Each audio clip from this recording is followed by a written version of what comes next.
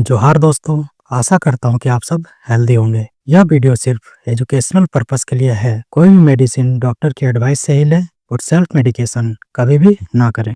आज के इस वीडियो में हम डिस्कस करने वाले कुछ इमरजेंसी इंजेक्शंस के बारे में, जिसका यूज इमरजेंसी सिचुएशंस यानी कि आपातकालीन स्थिति में किया जाता है। तो चलिए शुरू करते हैं। तो सबसे पहला जो इंजेक्शन है वो है एट्रोपिन सल्फेट इंजेक्शन, जिसको अक्सर इमरजेंसी सिचुएशंस यानी कि आपातकालीन स्थिति और सर्जिकल प्रोसीड्यूर यानी कि शल्य क्रिया के दौरान यूज किया जाता है, जिसका मुख्य कार्य होता है ब्रेडिकार्डिया को ठीक करना।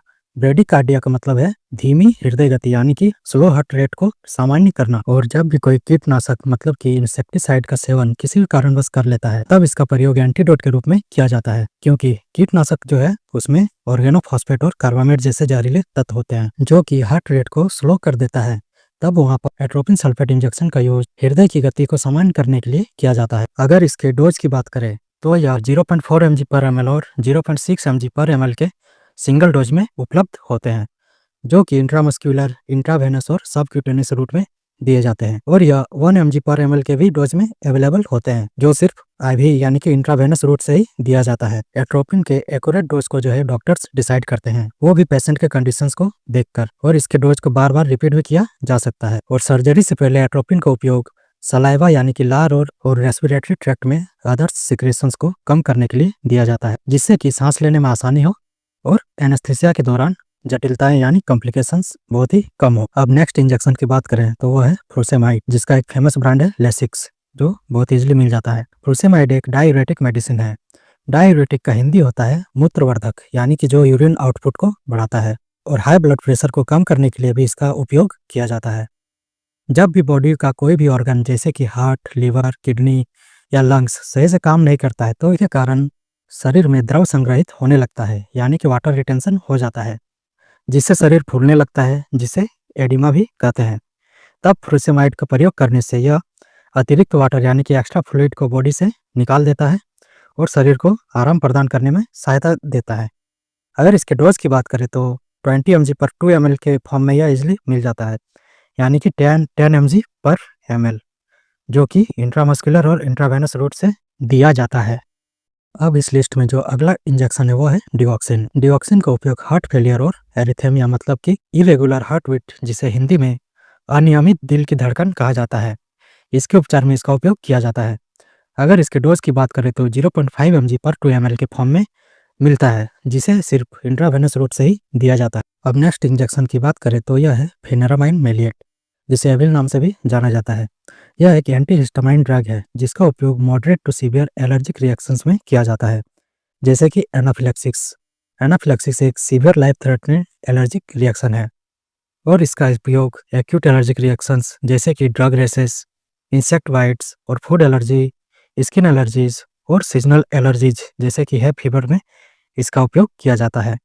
इसके डोज की बात करें तो 22.75 mg पर ml के फॉर्म में यह मिलता है, जिसे इंट्रामस्कुलर और इंट्रावेनस रूट से दिया जाता है। अब नेक्स्ट इंजेक्शन की बात करें तो वो है डेक्सामेथासोन सोडियम फॉस्फेट इंजेक्शन, जो कि डेक्सोना के नाम से भी इजिली मिल जाता है।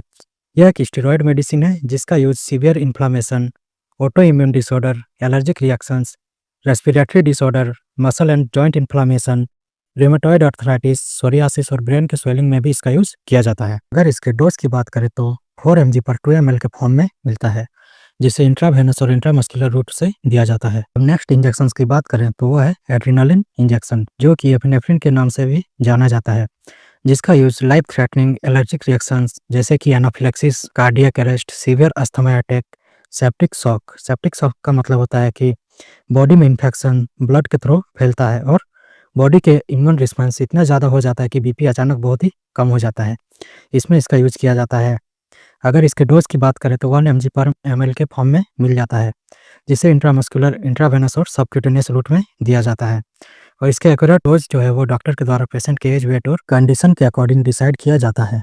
अब इस लिस्ट के नेक्स्ट इंजेक्शन की बात करें तो वो है ट्रानेक्सामिक एसिड इंजेक्शन, जो कि ट्रानेक्सा के नाम से इजिली मिल जाता है।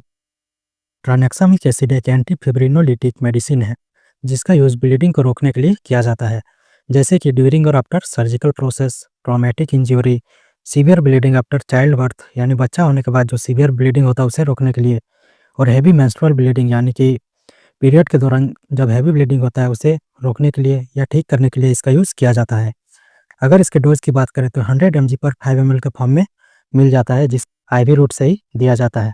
अब इस लिस्ट में जो अगला इंजेक्शन है वो है ट्रामाडोल इंजेक्शन। यह एक ओपोइड पेन किलर इंजेक्शन है जिसका use moderate to severe pain को ठीक करने के लिए किया जाता है, जैसे कि आफ्टर सर्जरी पेन, मतलब कि सर्जरी के बाद होने वाले pain due to accident, injury, illness और अदर एक्यूट कंडीशंस में इसका यूज किया जाता है। अगर इसके डोज की बात करें तो 100 mg पर 2 ml के फॉर्म में यह मिलता है, जिसे इंट्रावेनस, इंट्रामस्कुलर और सबक्यूटेनियस रूट में दिया जाता है। अब नेक्स्ट इंजेक्शन की बात करें तो यह है डायजेपाम। डायजेपाम इंजेक्शन का use short term anxiety, alcohol withdrawal, muscle spasm और एपिलेप्सी में किया जाता है। अल्कोहल विड्रॉल का मतलब होता है शराब की लत से पीड़ित लोगों में या शराब छोड़ने से जुड़े लक्षणों जैसे कि कपकपी, बेचैनी और मति भ्रम जैसी स्थिति में किया जाता है। अगर इसके डोज की बात करें तो 10 mg पर 2 ml के फॉर्म में यह अवेलेबल होता है, जिसे कि इंट्रामस्कुलर और इंट्रावेनस रूट में दिया जाता है। अब जो नेक्स्ट इंजेक्शन है वो है मेफिन सल्फेट इंजेक्शन, जो कि टर्मिन के नाम से इजिली मिल जाता है। इसका यूज सीवियर हाइपोटेंशन को ठीक करने के लिए किया जाता है। हाइपोटेंशन का मतलब होता है लो ब्लड प्रेशर, जो कि इमरजेंसी सिचुएशन और ड्यूरिंग सर्जरी इसे यूज किया जाता है। जैसे कि सर्जरी में स्पाइनल एनेस्थीसिया देने के बाद अचानक से बीपी लो हो जाता है तो बीपी को नॉर्मल करने के लिए इसका यूज किया जाता है। अगर इसके डोज की बात करें तो 30 mg पर ml के फॉर्म में यह अवेलेबल होता है, जिसे IM और इंट्रावेनस रूट से दिया जाता है। तो यह था आज का वीडियो जिसमें हम लोगों ने 10 इमरजेंसी इंजेक्शंस के बारे में डिस्कस किया। और अगर यह इन्फॉर्मेशन अच्छी लगी है तो वीडियो को लाइक कीजिए, शेयर कीजिए और साथ ही चैनल को सब्सक्राइब भी जरूर कीजिए। Thank you.